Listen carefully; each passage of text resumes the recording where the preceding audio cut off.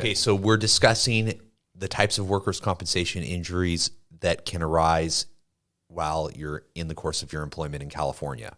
But that's actually one of the requirements, that it happens within the course and scope of your employment. Correct. Please like this video and share it with friends and family. And if you work in California, you definitely need to subscribe to our channel and hit the notification bell so you don't miss important discussions about your legal rights. I really like this topic, Alex, and let me tell you why. It's super simple, and it's kind of like, well, you and I know this backwards and forwards, but... And important. It's important, but to me, it's kind of like making an egg. Anyone can make an egg. It's not the hardest thing to do, but to make a good egg, that takes skill, right?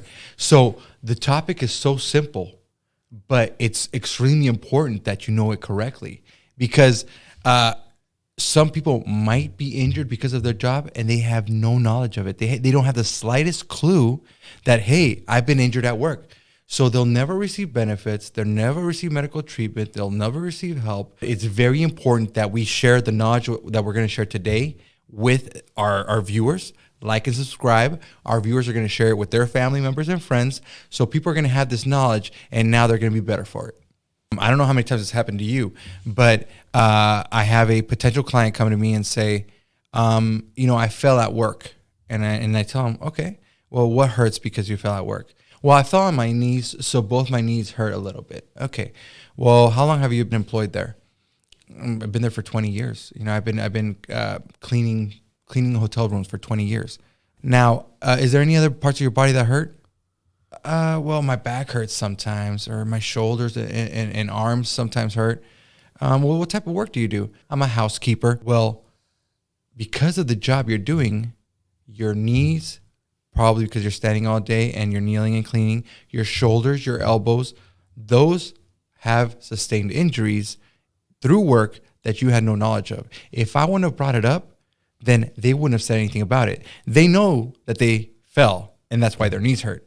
But do they know that because of the job they've done for 20 years, that now their elbows and their hands and their shoulders might hurt? So most people don't have this knowledge. And when they come and talk to an attorney, they say, I fell, my knees hurt. And that's the claim right there. I was injured because I fell and my knees hurt. And we'll put in that claim and we'll get treatment to your knees and we'll finish the claim. But guess what? Now you're at work and you're like, my back hurts again. And you're not going to do anything about it. So why is it so important that we tell people what types of injuries there are in workers' compensation so that they can look out for them and so that they know what to do when they feel certain pain? This is a simple thing that many overlook. Correct. Especially the cumulative trauma injury, which you just described. Cumulative trauma. From repetitive work activities. Correct. Over time, you become injured due to repetitive work activities. That's an injury, plain and simple. Right. But many people don't know it. Right. So you were describing your client that maybe was concerned about their knees, and that was a specific injury. Right. They've been working there for a long time, and their back's also hurting. They don't say anything.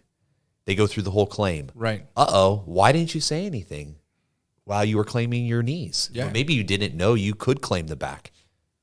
Inland Empire Workers' Compensation Lawyer live stream and podcast.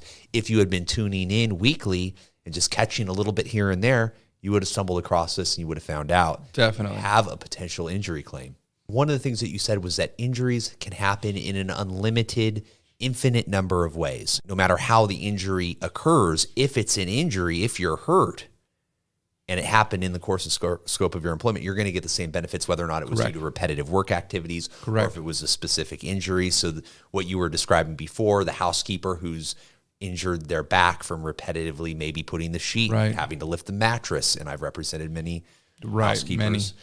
And that injury gets the same benefits as a specific injury. That's correct. But the time period to get it done varies widely, and it could depend on the underlying facts. We deal with so many different situations that we just have so much information. So what I want to tell our viewers is if there's a specific topic, once again, we say this on every episode, a specific topic, a specific question, please write it on our page, send us a comment, connect with us somehow, and we'll answer your questions. We might even do a full segment on it. So today we're going to talk about types of injuries, and I'm going to start off with the 5 most common worker compensation injuries. Now, these are general injuries. It's not how they happen, but the first one is a strain. Okay, a strain accounts for 30.06% of the injuries. That's a lot. That's a big chunk of injuries. Almost a third. Strains. Yeah. So what is a strain? A strain is a pull or a stretch damaging the body. And, reading this and listening to you, I understand why this makes up almost 30% or almost a third of the injuries, right? Because let's think about it. What type of activities cause this? Lifting, pulling, pushing. And what type of jobs are there? Warehouse jobs, fruit pickers, movers. Every single kind of company has things that they have to unload in order to sell to their customers. Delivery men. I mean, this is pretty much, I don't have a percentage, but this is pretty much the majority of jobs out there, correct? Yes. I mean, we do have jobs, obviously, like yourself and myself. We sit down most of the time. We're not really lifting a lot during the day, but for the most part, I mean, I can think of off the top of my head 1,000 jobs that require those types of movements. The lifting, the repetitive movements can cause the strain. It can happen to the wrists. It can happen to the elbows. But it often happens. We see it in the back And we neck. see it, the sprain applied by the doctor to the injury. Next one, do you have any idea? Is a contusion. What's a contusion? Contusion is a funny word, and it means a blunt force. So a blunt force, anything blunt that hits you. So you might think of possibly you're working in close proximity with someone else. You're moving objects. They turn around. They don't see you. And bang, they hit you. That's blunt force. Or you might knock yourself in the head with something. Maybe you don't see something. You turn into it and you hit yourself in the head. That's a contusion. So any type of force to your body that's blunt, contusion. So the next one up is lacerations. That's pretty easy, right? But it's a what do they call it? A $5 word. Lacerations. What does it mean? It's just a cut. It's an abrasion. It's a cut. And this happens a lot at restaurants. It happens a lot at even mechanics or meat cutters. In the meat department, construction. So there's a lot of lacerations. Some a lot worse than others. Yes. And you know what? The thing about lacerations is it could look like it's not really bad, but if it hits a nerve or it hits nerve damage in there, you really want to be careful with those. So lacerations account for 11.79%. It's down about half of the last one, and it's about a third of the strains, but it's still number 3 on our list. So skin wound, cut, abrasion. Next one is a sprain, different from a strain, and that is 8.85% of the claims. So what is a sprain? Well, I believe the sprain is similar to the strain, but it's the wrenching and twisting action. Correct. That differentiates it from the strain. Right. So if you really want to, get a picture of it, just imagine you're hiking and maybe there's a rock or maybe there's a hole you don't see and your foot goes into it and your ankle just twist and right under you. If you don't catch it in time, it's gonna balloon up, and that's a sprain. And there's levels to that. Sprain level 1, 2, 3, and depending on what level it is, they say some of those are even worse than breaks. It's better if you break your ankle than sprain at a level 3. I'm not a doctor, but because I've dealt with my fair share of sprains on both feet, and I can tell you that when you sprain it bad enough, the pain never goes away. I still have pain in my ankles sometimes at night after walking all day. It's really bad pain. You feel like, oh, it's just a sprain. It can last for a long time, and that's what we call permanent damage. Sprains are extremely common, and if you have a sprain, like you're saying, it's never going to feel better. Yeah. There's permanent disability there. Right. For sure. And I know because I've gone through it, so I know that those sprains are no joke. It's a type of injury that's common, and if you have it, you better consult with a lawyer right away because you don't know what the extent of that injury is going to be. And so the last one out of 5, because there's obviously a lot more injuries, but we wanted to get the 5 most common injuries would be punctures. Now, puncture is obviously a forceful injury. It's narrower and deeper than a cut or a scrape. So it goes deeper. Okay. So obviously it's a type of a cut. Obviously I would call it, but it's a puncture wound, right? Just imagine maybe a knife going into the arm in a kitchen or something like that. Or you know what I've had clients that are in a construction site and they're walking around and there is a piece of wood with a nail sticking up and they step on the piece of wood. It goes through their shoe. That's a puncture. I was speaking earlier and I may have misspoke. I kind of use the word sprain, strain together because I've often seen it together. Right. But I think that there is a difference. And now that we've gone through the 5 main types of workers' compensation injuries, we should touch upon what the difference is between the strain and the sprain. Yeah, so sprain versus strain. So the difference between those two is that a sprain injures the bands of tissue that connects 2 bones together.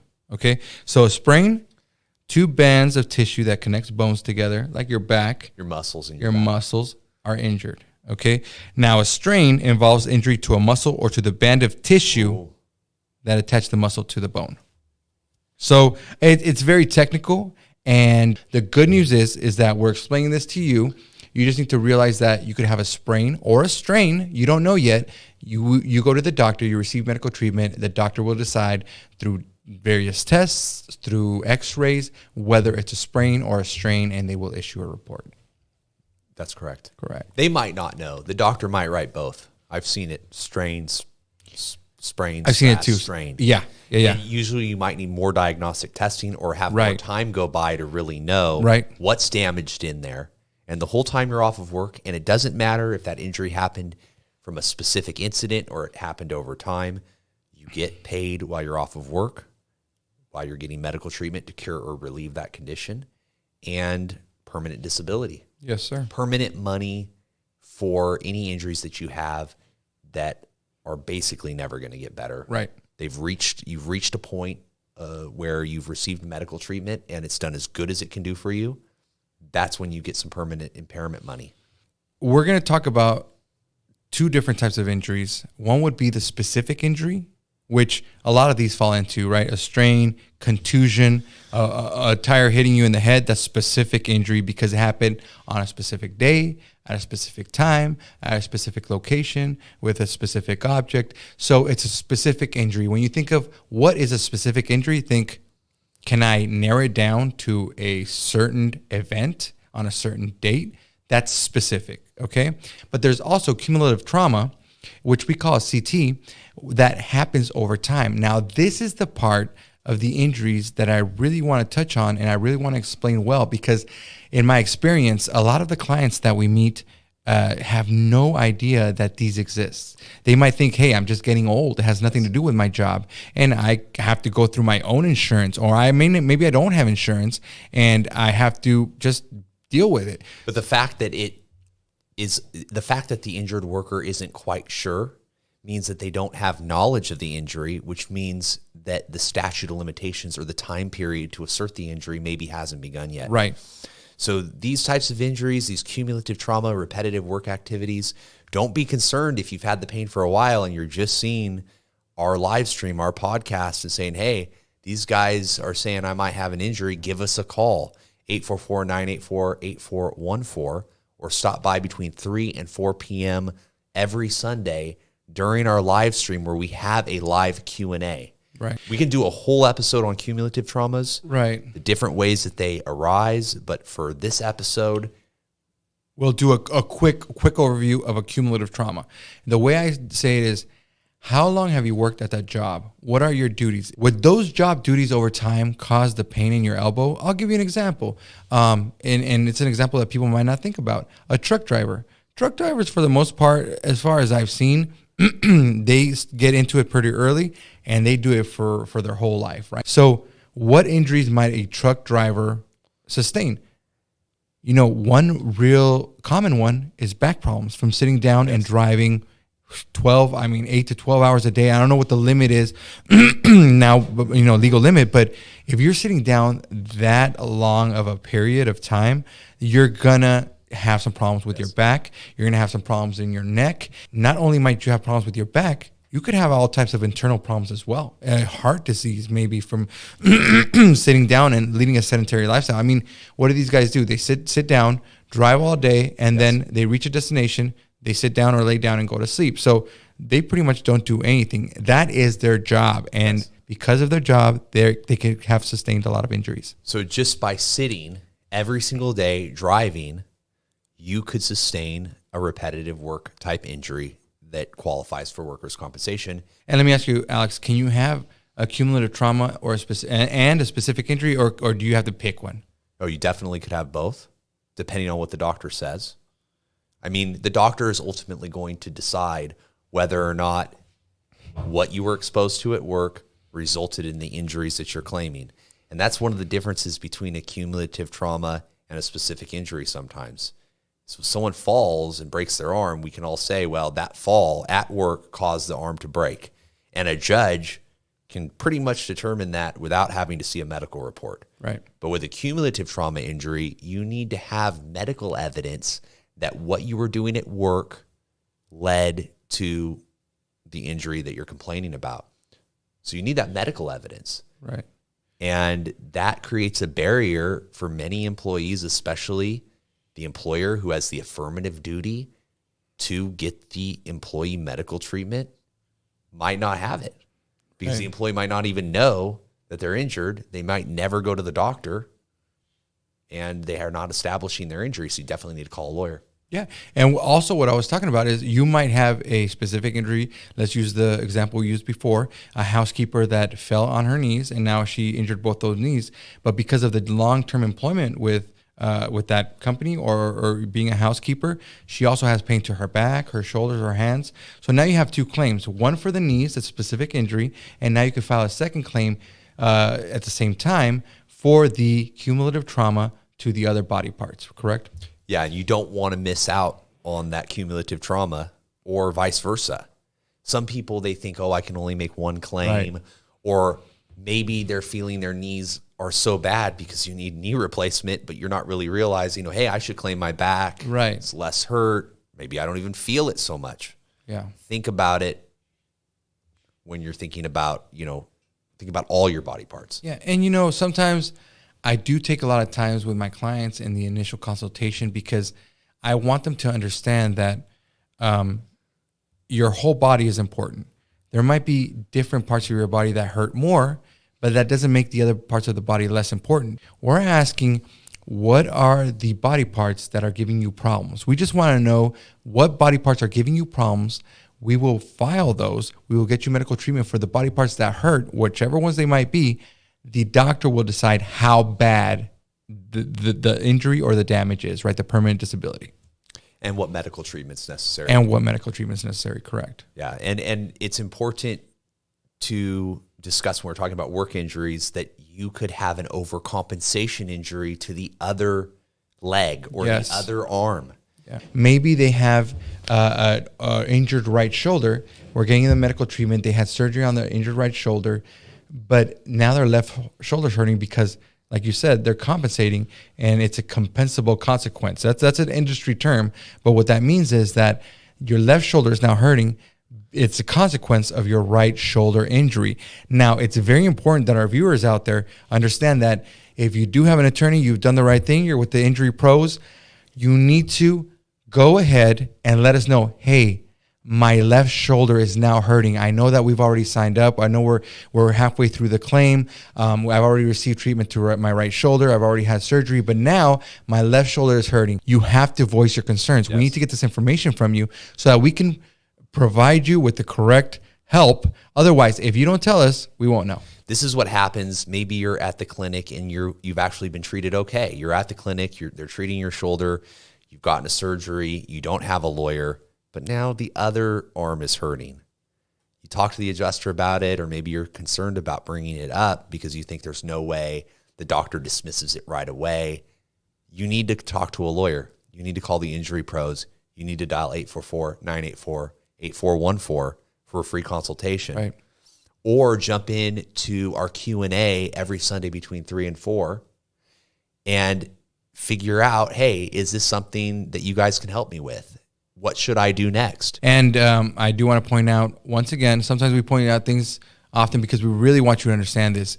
If you don't have an attorney and you go up to him and say, my left shoulder is now hurting, most likely they're going to say, that's not what you claimed. That's not what your injury is.